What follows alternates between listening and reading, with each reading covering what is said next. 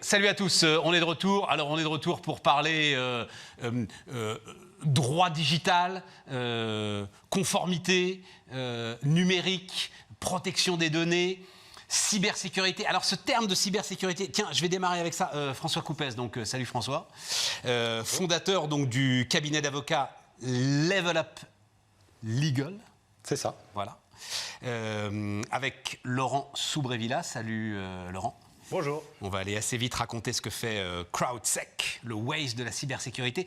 Pour moi, la cybersécurité, c'est les gars qui sont derrière les ordis et qui arrêtent les virus, voilà.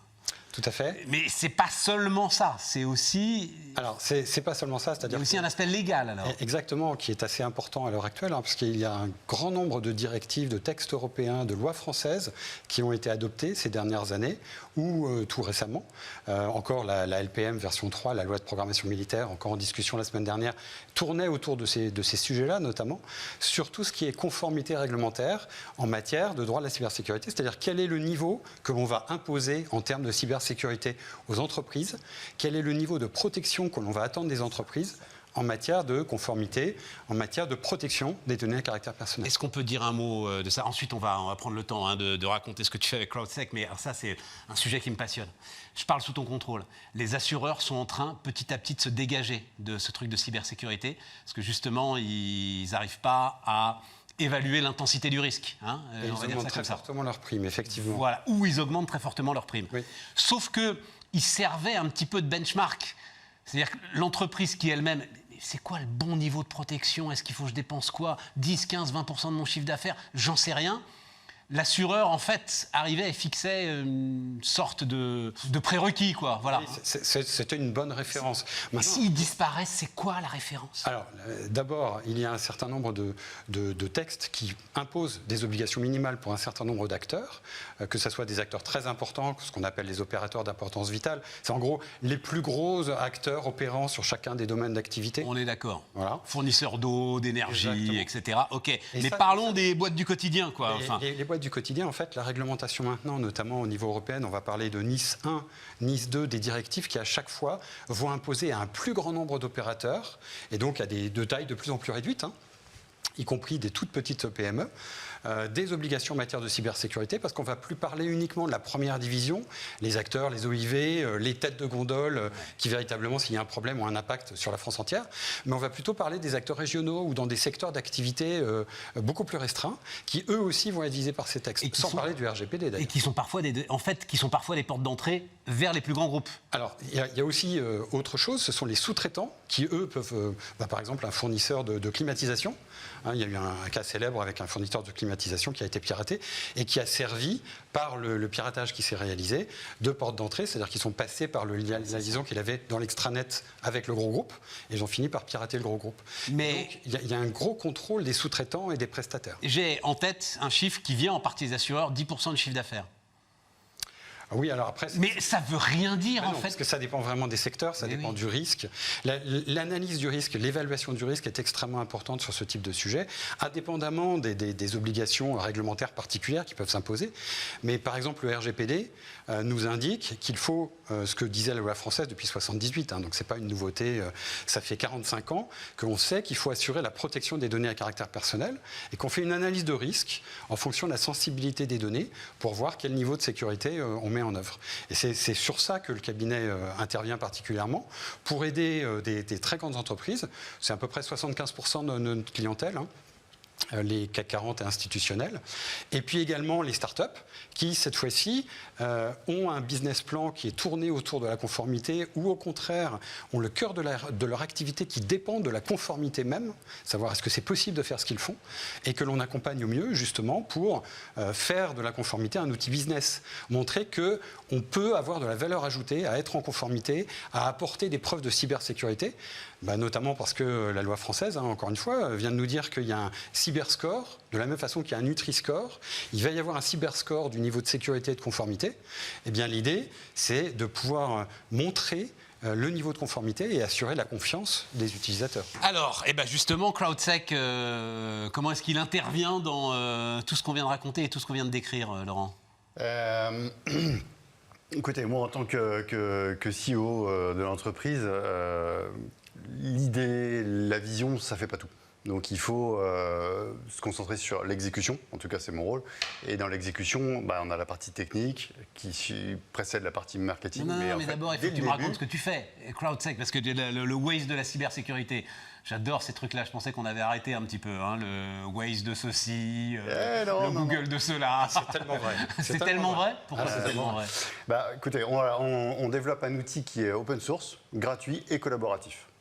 Donc l'idée, c'est de proposer une solution logicielle que les gens installent sur des machines qui sont exposées sur Internet et qui vont bloquer en fait des cybermenaces et qui vont remonter en fait ces signaux chez nous, et nous on va les redistribuer à l'ensemble des membres de la communauté. D'accord. Donc l'idée, c'est d'être plus nombreux que les hackers, plus rapides qu'eux, et de proposer par la force de la communauté une réponse aux attaques. Je veux comprendre, cyberattaques. T'es plugué sur les grands logiciels de cybersécurité, c'est ça le truc? Non, c'est notre propre solution. Tes propres solutions. Ouais, on a développé une solution open source, encore une fois, donc complètement transparente. Vous pouvez la télécharger sur GitHub, regarder ce qu'il y a dedans, il n'y a rien de caché. Vous l'installez. Gratuite? Gratuite. Et vous êtes protégé. Gratuite parce que ton business, tu vas le faire avec l'ensemble des remontées des utilisateurs qui sont... Ce qu'on construit, c'est un asset technologique. C'est-à-dire que toutes les informations qu'on va remonter, les millions d'adresses IP qu'on a déjà collectées, elles permettent de filtrer en fait celles qui... on permet au travers d'une base de données de filtrer celles qui sont malveillantes et garantir à nos utilisateurs qu'ils seront protégés en évitant de faire rentrer telle ou telle personne qui est cachée derrière cette adresse IP. Je vais te dire, Laurent, pardon, hein, on est là en toute franchise. Si c'est gratuit, moi, je vais me méfier. Alors, ça a été, quoi, il y a 10 ans, les premiers antivirus, etc. C'est vrai, enfin, je me souviens d'Avast, enfin, quand ça démarrait, tu avais des formules gratuites et à un moment, tu te disais, non, mais c'est trop important, c'est trop sérieux, il faut que je paye pour ça, en fait. Ouais, mais on a des plans qui sont payants, mais qui s'adressent plus à des entreprises qui vont intégrer ça dans leur suite et qui vont s'abonner à des flux de données chez nous. Et c'est ces flux-là qui vont acheter. C'est ça qui a de la valeur chez nous. On a non seulement cet asset qu'on construit pour nous, et c'est ça qui fera que la société vaudra très cher, mais on a également un flux récurrent. Mais alors attends, pourquoi qu'il vaudra très cher? Parce que la menace, aussitôt détectée, elle disparaît et ils en fabriquent une autre. Ouais, c'est le principe, c'est qu'ils switchent très rapidement. C'est comme un oignon qu'on pèle, on va retirer les couches. Néanmoins, il y en a beaucoup qui ne vont pas faire ça et qui vont garder l'adresse IP. Et de toute façon, cette adresse IP, il faut la bloquer. C'est-à-dire qu'à partir du moment où on l'a détectée et qu'on l'a qualifiée comme malveillante, tous les autres personnes dans le monde qui la voient arriver, ils savent qu'ils peuvent d'ores et déjà la bloquer. Et lorsque le hacker va se rendre compte qu'il est bloqué, il se sera passé un certain nombre de temps, il va rechanger, et il va se refaire bloquer. Et on va continuer comme ça. Mais comme on est plus nombreux qu'eux, on les aura à l'usure. Alors, donc, vous vous êtes associés, c'est ça Non, François et Laurent, c'est quoi un peu le rapport entre vous deux, justement? On s'est rencontrés parce que François était un expert dans ce domaine-là, très rapidement en discutant. Et dès la genèse de notre aventure, on s'est rendu compte de la valeur ajoutée qu'il pouvait apporter. C'est pour ça que je disais tout à l'heure que l'exécution, c'est super important. Il y a la partie tech, il y a la partie marketing, mais il y a la partie légale. Et c'est intégrer la conformité sur le droit des données personnelles, c'était vraiment au cœur de notre projet.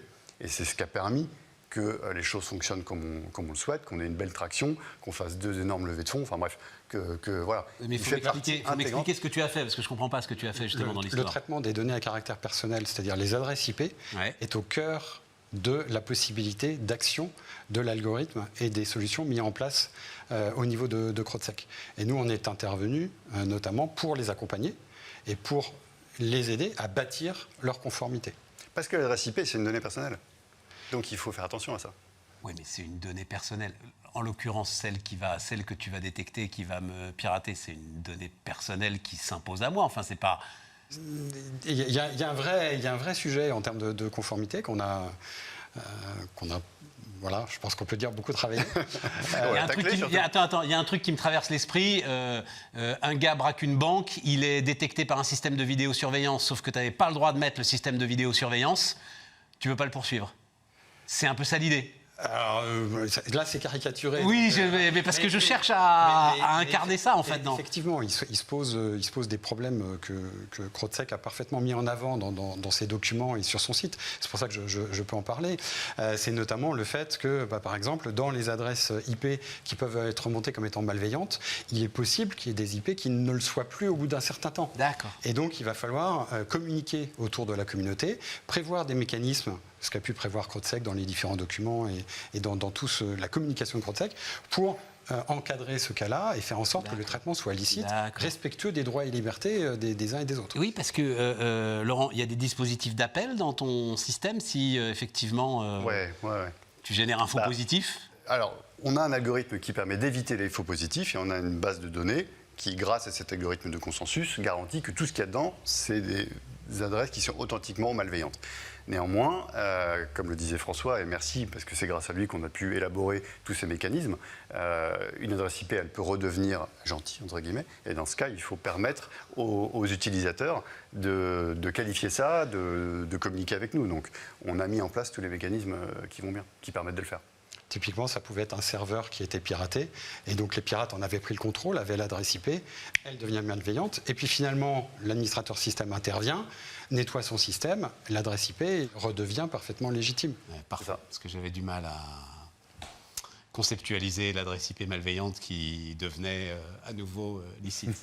Bon, c'est rapidement, les ambitions, c'est quoi? Parce que tu dis belle valorisation, levée de fonds, etc. et tout. Aujourd'hui, tu opères sur quelle zone géographique? On est dans 184 pays différents, donc on est très très diversifié. On a 200 000 installations à travers le monde. La boîte a 3 ans, on a levé un peu plus de 14 millions d'euros. On est sur un bon trend et on vise la licorne. Voilà, pour faire simple. Non, mais c'est vrai. La licorne. Mais ça, c'est des infos qui intéressent justement, je parlais des gros éditeurs de logiciels anti-pirates, etc. On ne va pas les citer, mais tout le monde les connaît sur le marché. L'idée, c'est de leur vendre une partie de ton catalogue Déjà, on va vendre nos propres solutions par nous-mêmes, par la force marketing commerciale classique, des réseaux de partenariat. Mais l'objectif, oui, à terme, c'est de se rapprocher d'un major. Voilà, c'est ça. Évidemment. Ouais. On a tout dit ? Formidable. Juste peut-être un petit mot de conclusion sur... Rapide. Sur Level Up. Un cabinet d'avocats, on a été cette année nommé équipe montante de l'année en cybersécurité, donc en droit de la cybersécurité et en protection des données. Et donc on continue à aider d'autres entreprises, d'autres startups, mais également des grands groupes sur leur conformité en matière de protection des données pour montrer que la conformité, c'est un atout, ça permet d'ouvrir des portes et ça permet aussi de valoriser lors des tours de table. C'est un trophée qui existe, ça, chez les avocats. Équipe montante. Et tout à fait. C'est quand une équipe n'est pas encore de taille... mais qu'elle est montante, comme son nom l'indique. Mais qu'on a des très belles références, des très beaux clients et des très beaux sujets. François Coupès, donc, Level Up Légal, Laurent Soubré-Villa, CrowdSec, qui nous accompagnait.